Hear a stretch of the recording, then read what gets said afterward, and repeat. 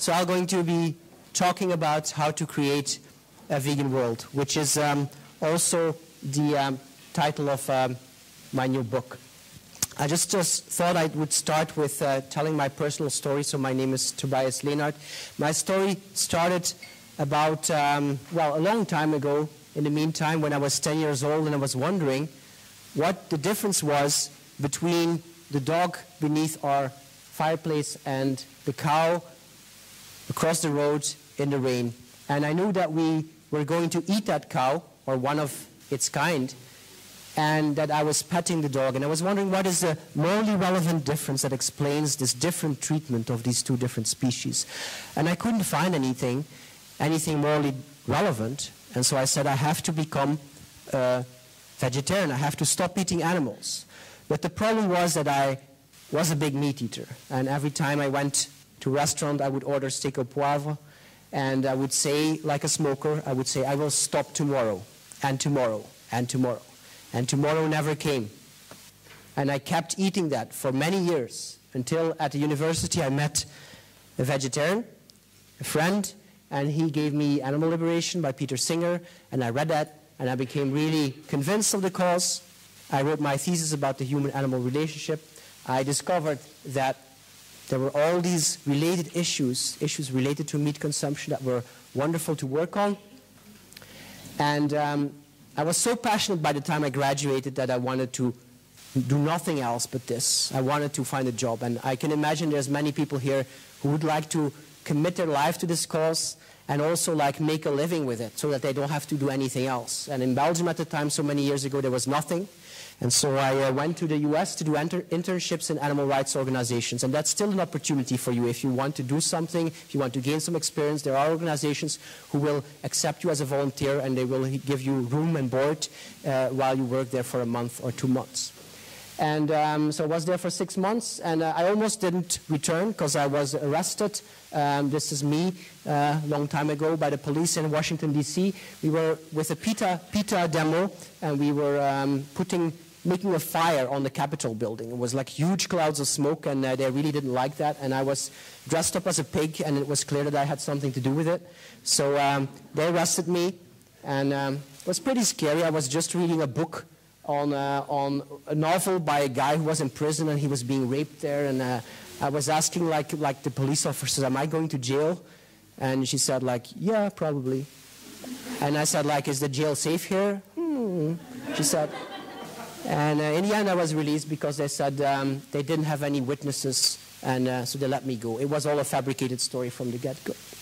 And then I got home, and I founded the organization EVA, Ethical Vegetarian Alternative, and I led that for 15 years, and then I got a burnout, and I left it. And now and during my burnout, I reinvented myself as the vegan strategist, which is my blog, and I give talks and trainings. And I also am affiliated with, or I'm a co-founder of CEVA, the Center for Effective Vegan Advocacy, with Melanie Joy. Maybe she talked about it in the previous talk. And I'm a co-founder of ProVeg International. In fact, we'll pass around a list. If you are interested in the organization, you can put your name on the list. It's an international organization for vegan awareness.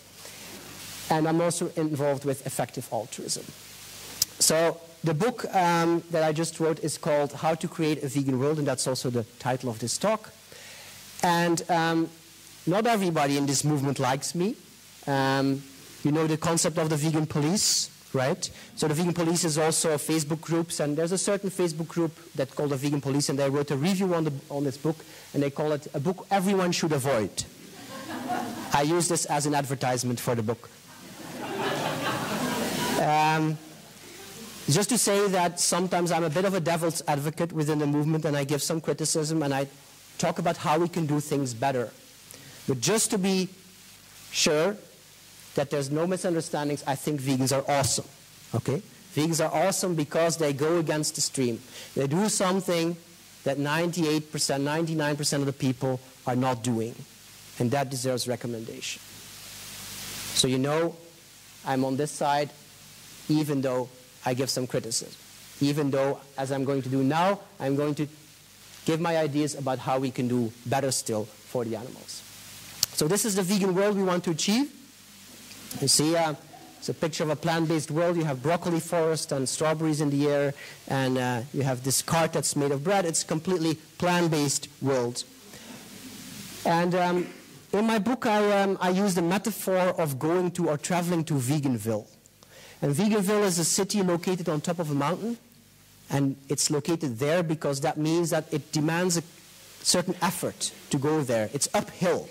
People will not get there by themselves. Veganville is the place where we want everybody to live. And the book is divided in several chapters. The first one is getting our bearings. It's about, like, where are we? What is the status of the movement? Second one is about the call to action, which is about what are we going to ask people? Next, it's about arguments, and that's about what are we going to use to motivate people? Are we going to talk about animal rights only, or also about health and the environment? What is the ideal combination of these messages? Then after that, it's about the environment, which is about what is the environment that people live in, and how facilitating is it to vegan change, to changing people towards going more vegan. And we need to create a facilitating environment, and that's done mainly by creating alternatives. The fifth chapter is about communication, and it's about encouraging communication, stimulating communication, communication that makes people want to go up this mountain instead of, like, making them feel guilty. And then finally, there's a chapter on sustainability. You know that many vegans or vegetarians stop being vegan or vegetarian after a while, and also many activists burn out. This is about how we can keep on doing what we're doing and how we can keep vegans being vegan. But in this talk, I'll talk about another metaphor, and that's ingredients for a vegan world. And the ingredients that I identified and that I think we need more of in our movement and in the world in general are these four: open-mindedness, empathy, rationality, and positivity. And I think they are very useful in the world at large as well. If you look at the state of communication today, it's a bit like this, especially on Facebook. I'm right, you're an idiot. You recognize that on social media? That's the way we communicate, unfortunately. And so with these ingredients of open-mindedness, rationality, empathy, positivity, we could have more productive communications, more productive conversations. So open-mindedness first.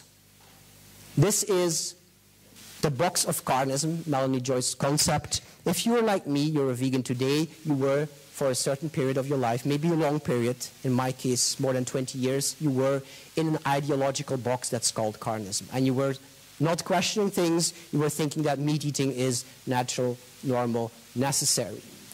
But maybe then at some point you got a little restless. You see the box move. Got restless and you started to think about things, and suddenly then the light went on, the box opened, and you jumped out as a vegan or a vegetarian. And you started to talk and to think about all these advantages of being vegan, and you started to advocate.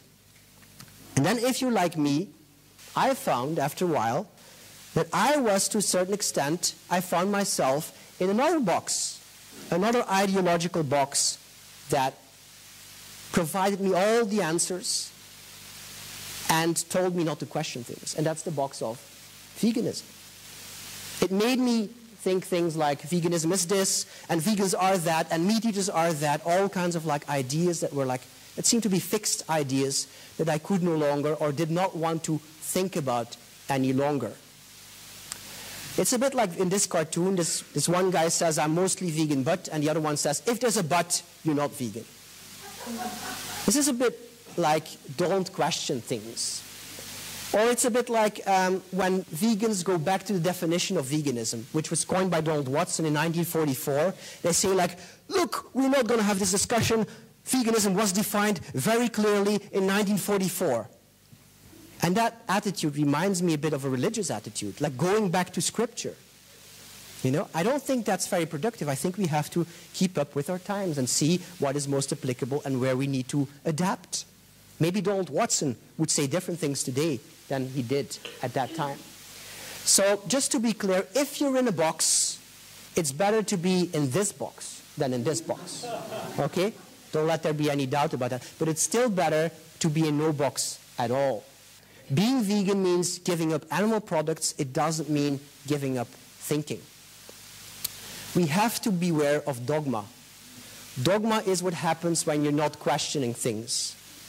And when you're not questioning things, the problem is that you cannot improve.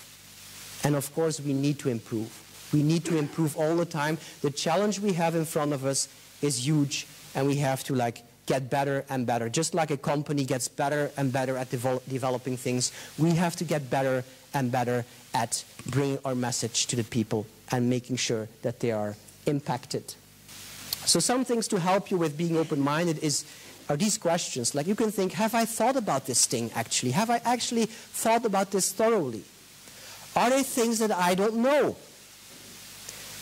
Do I have any biases? You know the word bias, right? Like confirmation bias is a very famous one. Confirmation bias means that you are going to look for the evidence that confirms the opinion you already had, right? And slow opinion means that you are slow in forming an opinion. It means that you can say at some points, some moments to people in some situations, I don't have an opinion about that for now, because I don't know enough. I need more information. Can you send me a paper? Can you send me something to read? And then maybe I'll form an opinion. I like to think of all my opinions, all the opinions and the ideas that I hold as preliminary by default. And I may change them the day after, tomorrow, next year. It's not to say that I'm wishy-washy, but I'm open to changing my opinion at every moment. Let's do some quick small tests to see how open-minded you are, or to test your open-mindedness. And I don't want to have a content discussion, but just some ideas to challenge you. This article appeared a few months ago, Why Vegetarians Should Be Prepared to Bend Their Own Rules. When you read this title, do you say like, interesting? Or do you say like, I'm not going to read that crap? You know, like you can see like whether you're open-minded to read it or not. Are you open-minded to the idea that things may not be as simple as this?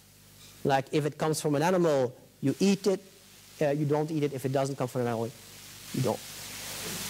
GMOs, a very tricky thing in our movement, like especially with people who are into natural foods, etc. I discovered that my opinion about GMOs, I was against them. And I discovered that I was against them basically because all the people in my circles were against them. But I have never questioned it, really. I had never examined it. I'm not saying you should be for or against GMOs, but it would be good to question things. And so I never did, and I never looked at the arguments of the other side. And when we think of the arguments of the other side, we think like, oh, this is the big industry, and it's commerce, and it's all kind of people with hidden agendas. Then I discovered, for instance, vegangmo.com, which is a site of vegans who present arguments in favor of GMOs. So it's worth investigating at least, without thinking that necessarily these people are shills paid by the industry. Oops, what is that? I don't need you. Okay. Wild animal suffering. This is a lioness that is dying of hunger in the wild.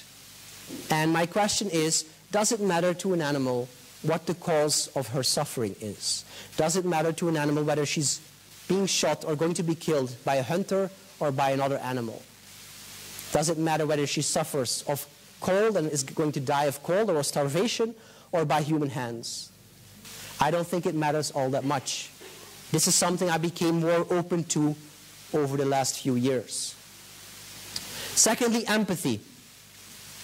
I think as vegans we are quite empathetic. We're good at empathy. This is an emblematic picture of empathy. It's Anita Krajcik, or however her name is pronounced, I don't know, of the Toronto Save movement, who is giving water to a pig, an act for which she was sued, but she won the lawsuit. It's a nice picture to demonstrate our empathy. But I think as vegans, yes, we are empathic. We have empathy for pigs and cows and chickens.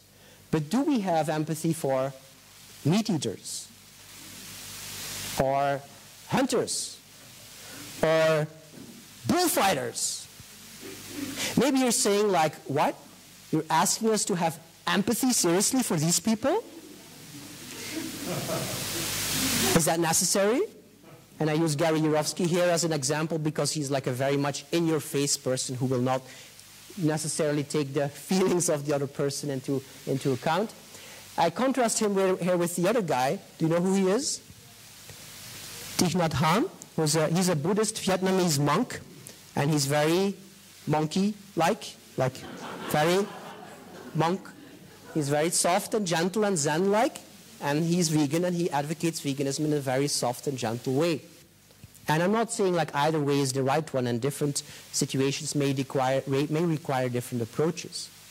But I'm saying like this approach fits me better. And I also think that empathy is almost always applicable and suitable and appropriate. Maybe you think of people that it's not worth having empathy for. Maybe you think of people that you cannot, for the life of God, bring up any empathy up inside of you. It's hard to feel empathy for them. For instance, these guys, pretty horrible guys, right? White supremacists, hard to feel empathy with them. And yet, let me introduce you to Daryl Davis, who's a black activist. He was born in the US, but he left the US pretty early, and he was raised in public schools, in very private schools for rich people in other countries, for diplomats, and he never got in touch with racism. And at a certain point, he got back to the US when he was a kid, and he was walking in a 4th of July parade as the only black kid, and all of a sudden, it was in the 70s, people were throwing cans and paper and all kinds of stuff at him. And for the first time in his life, he was confronted with racism. And he was wondering, like, what is this? He had the question, how can these people hate me if they don't even know me? And so he wanted to know them. And he befriended people from the Ku Klux Klan. And sometimes there were dangerous situations and there were guns involved, and these people seemed to hate him. But he built a relationship with many of them, and he was able to get more than 200 members out of the Klan. And these people gave him their robes as a symbol of having left the Klan. There's a documentary on Netflix called Accidental Courtesy, which is very good to see for activists, I think, and shows the value of empathy. So what did Daryl Davis do? He had an open mind to listen to these people and to build rapport, to build communication, to build a relationship with them. And he asked questions, and he was interested.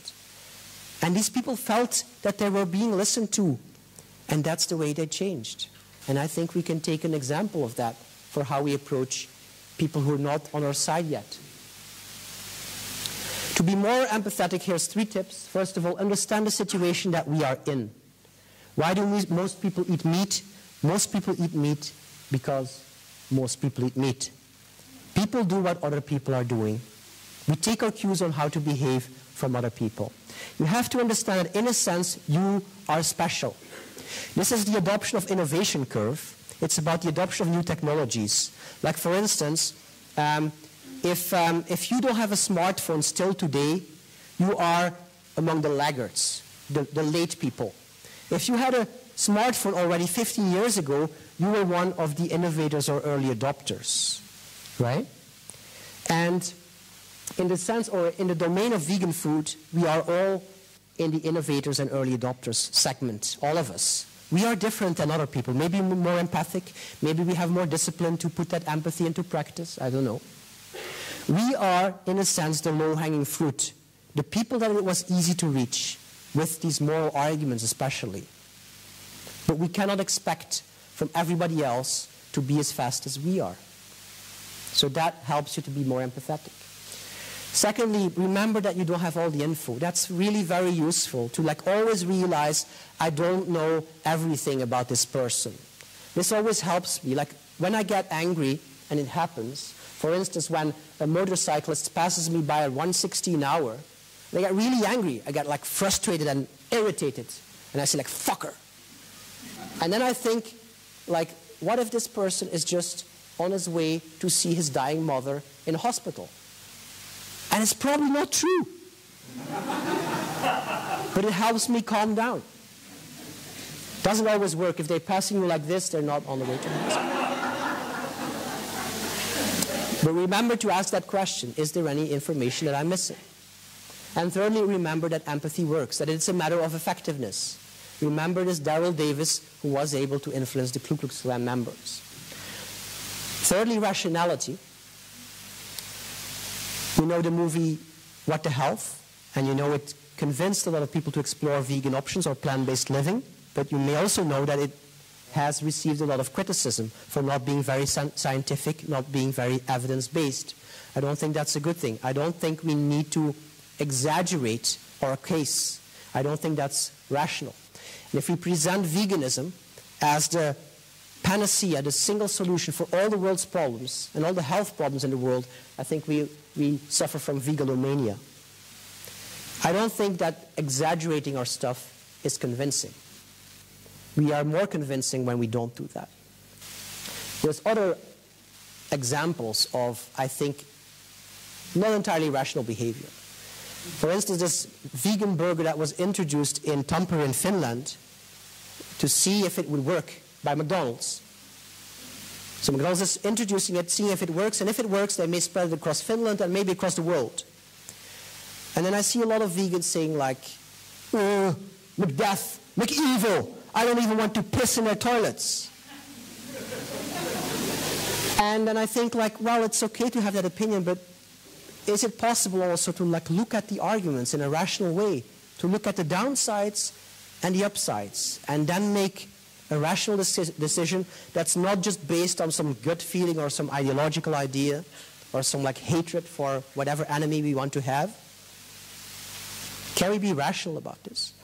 Or for instance, and this may be controversial, but animal research, for instance, is a much more difficult thing, much more controversial thing than animals for food.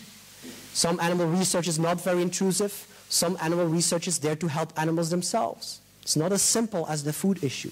We can be more rational about this than saying like, no, never, never, never, never. And the one thing I want to talk about most in terms of rationality is purity. I think the focus on purity among vegans is a very irrational thing to do. Let me explain some things about that.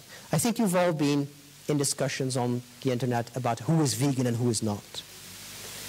And let me introduce three ideas. I think that the 100% vegan doesn't really exist. I think that a 99% vegan should be able to call themselves vegan, and there is such a thing as a 95% vegan or a 90% vegan. Let me explain in more detail. 100% vegan, what is that? Is that somebody who avoids all of these things all the time, including these very tiny things? Simon this morning talked about the micro-ingredients and the E-number vegans.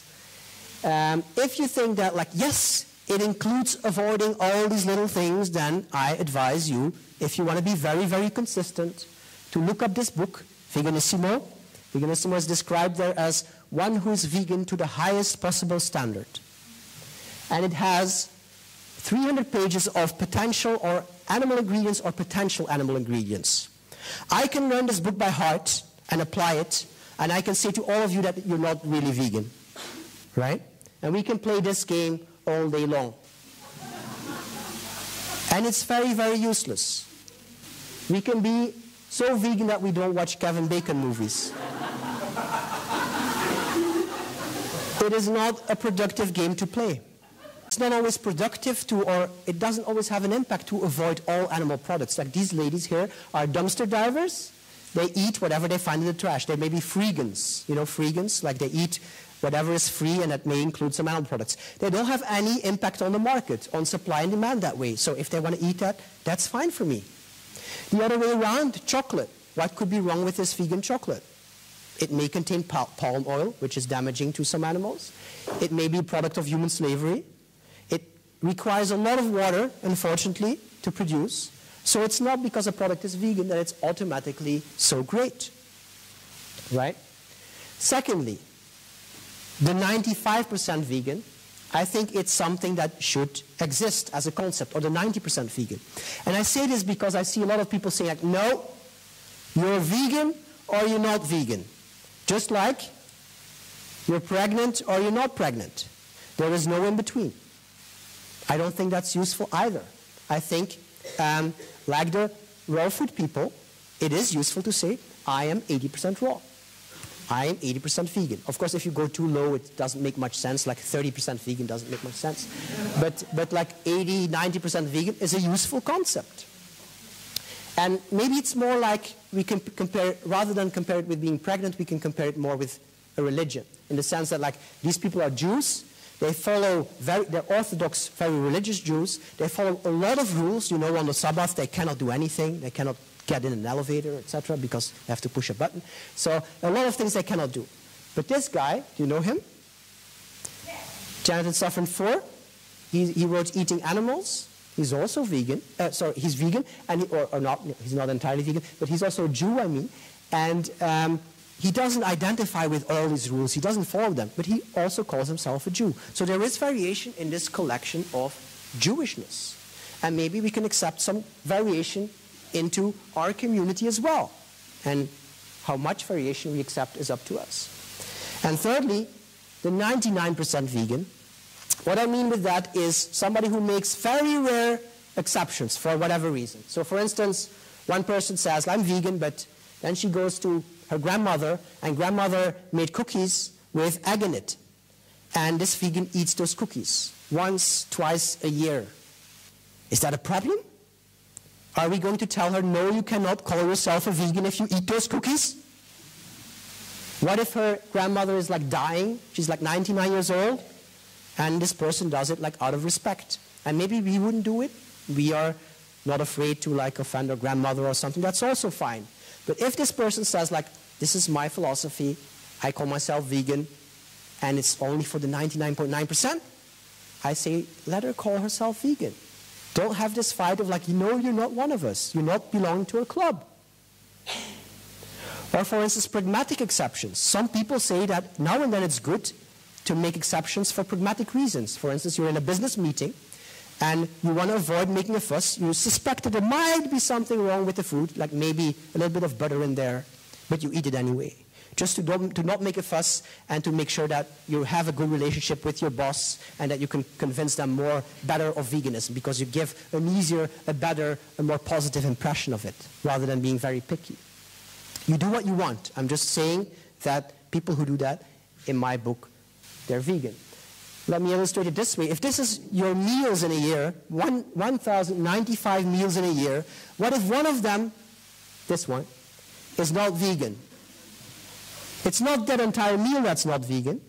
It's 1/3 of that meal that's not vegan, because it has potatoes and vegetables and there is some animal product there. So this person who eats like this would be 99.7% vegan. That's the amount of percentage he's not vegan for. Is this enough to say to this person, no, you're not vegan? You don't belong to our club? I don't think so. They're so much closer to being vegan than to being anything else. Right? So let me explain to you what I'm not worried about and what I'm worried about. I'm not worried about my mom making me eat stuff. Like you know, people say like, oh, but they saw us make an exception and then they want to make us eat other things and make more exceptions. I'm not afraid of that. I just keep explaining, well, it's only in very rare circumstances that I would make an exception. I'm not going to eat your cake, Mom. No, I'm not. Not even if it's from your chickens in your backyard. I don't do it. This is not a good enough reason. I'm not afraid of confused waiters. People say like, oh, but the waiters in the restaurant, they're going to be confused. They're not going to be knowing what they have to serve us because there was this other vegan who ate this, etc. Well, I don't think that's all that important. First of all, I think the word vegan is much better, much more useful to define products and dishes and recipes than to define people. It's very hard to define what a vegan is, I think. It's much easier to define what a vegan plate is. And also, I think that in the case of restaurants, if you would have something that's wrong ever in your food, I mean, you can send it back or you can eat it. I mean, the world is not going to stop, okay? Focus on the big things. You're not going to die from a micro-ingredient of animal foods. And I'm not saying like even if it contains cheese, I will eat it. No, I'll send it back. I'm just like making exceptions for micro things, okay? So look at the big picture. I'm not afraid of watering down veganism, of turning it into something that it is not. You know, it is not about veganism. It is not about an ideology or about a narrative, about a philosophy. It is about tangible results for animals. That's what it's about. So we shouldn't have a fetish with this concept of veganism. I'm not worried about the 98% vegan world. You see the chicken leg there? This is the 98% vegan world. So if we ever get there, that would be wonderful already in itself. And even if you think that, well, that's not good enough, if we get there, the 2 remaining percent, they will take care of themselves. You know? If all the other animal products, if meat and dairy have been outphased and people don't eat them anymore, then the other products, the tiny things, will be way too expensive. And there will be alternatives by that time. So we should focus on the big steps first, rather than the last. What I am worried about is about alienating meat eaters. People say, oh my God, what is this? Is this a religion or what? Like, let's try to make a picture, to make an impression, create an impression of veganism that is reasonable and rational and that people can follow. I'm worried about alienating vegans. I see people all the time being disappointed with Facebook groups, moving from one to another because the Facebook groups got like too, I don't know, negative and blaming, and people saying like, you're not vegan and you're not vegan, and people leave these groups. I'm worried about, not about e-recidivism, but recidivism. People dropping out. Now 84% of the people drop out from being vegan or vegetarianism. Why? Because, one of the reasons is because it's too difficult. But it is only difficult as we want to make it. We can set the price for membership extremely high or just a tiny bit lower, that we get more members, that we don't create a vegan club but a vegan world. I'm worried about signaling. Suppose there's a poll and you have to enter what you are, like a government poll or like an economic poll or whatever. You have to submit that you're vegan or vegetarian or meat eater. And suppose you're like, you're a vegan, but then you say like, oh my God, I ate these cookies at my grandmother. I can only check vegetarian, which is what some people want us to do. Then you're signaling that you're a vegetarian, but it's unfortunate because you're actually a vegan for all practical purposes, right? So I'm worried about making a small group of people smaller still when we define everything too strictly. So don't look at things in black and white. There's a lot of gray in between that's very important and very strategic. You can, if you want, you can make some distinctions. You can have different expectations from yourself as from other people. You can be very, very, very level 6 vegan yourself, but you can expect from other people that they're a bit less strict about it.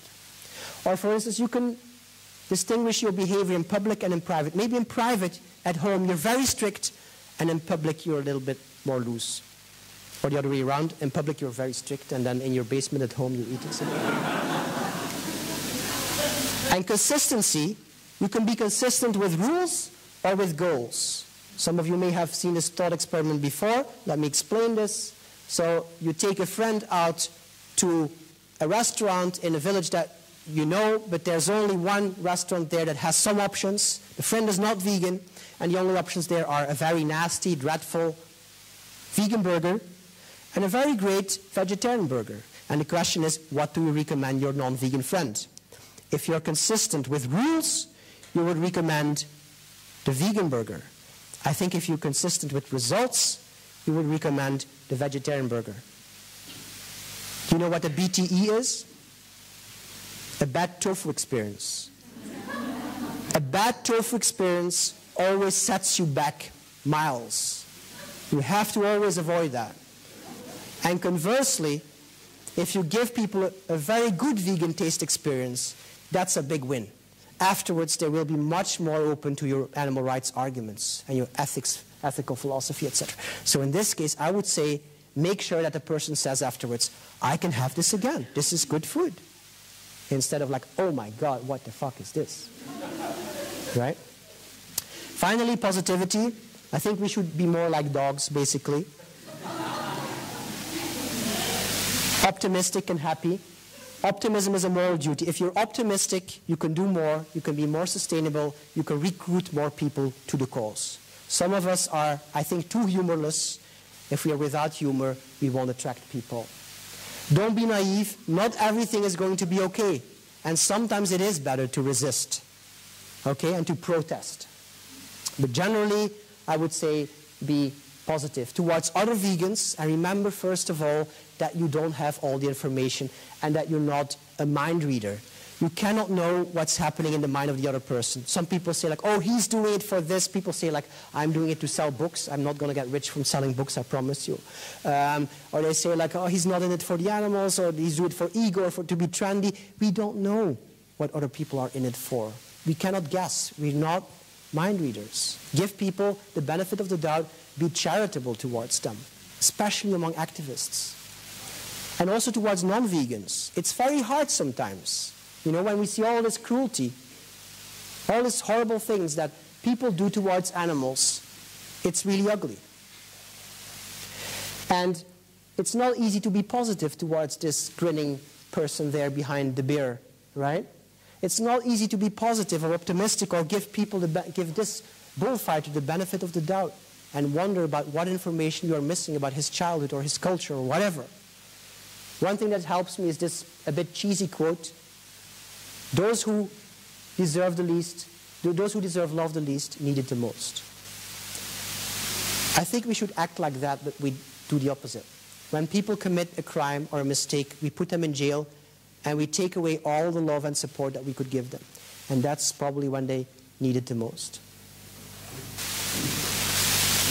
Another way to look at it and to be positive is to see that we are the first species to question our own diet. That's a wonderful thing. You know, the fact that we are here in this conference talking about the rights of other species, that's a wonderful thing, a wonderful place in evolution to have arrived at. There's never been a congress of tigers who were like thinking about how can we get other tigers to eat less deer. You know, never happened before. What is this? So this is from a movie called La Belle Verte.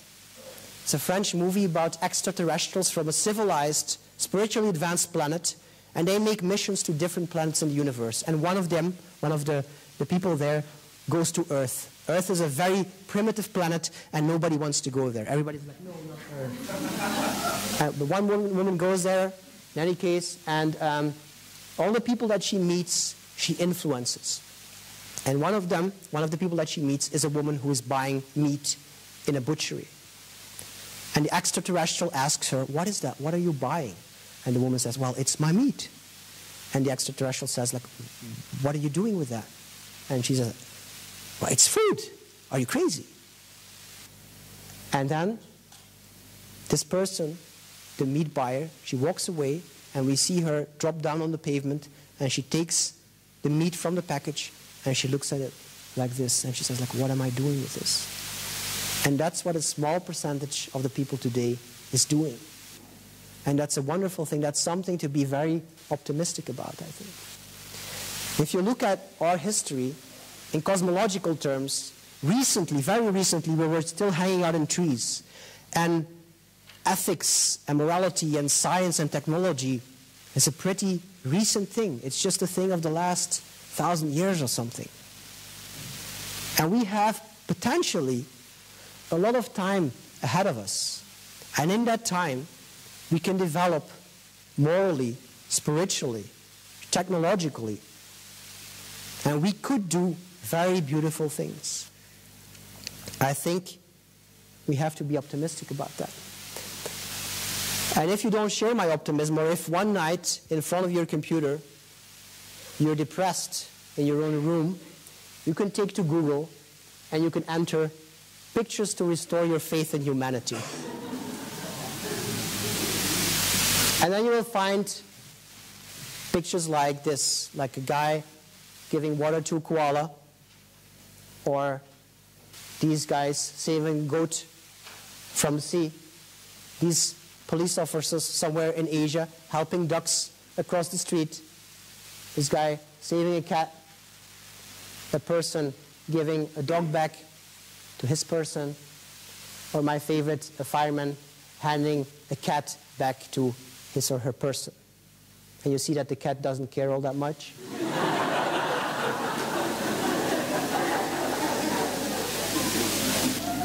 But the expression of love on that woman's face, the love that she clearly feels for another animal, is something that always fills me with hope. the love that people can feel for other species is something to be very positive about. And that makes me think every time we can do this. Thank you.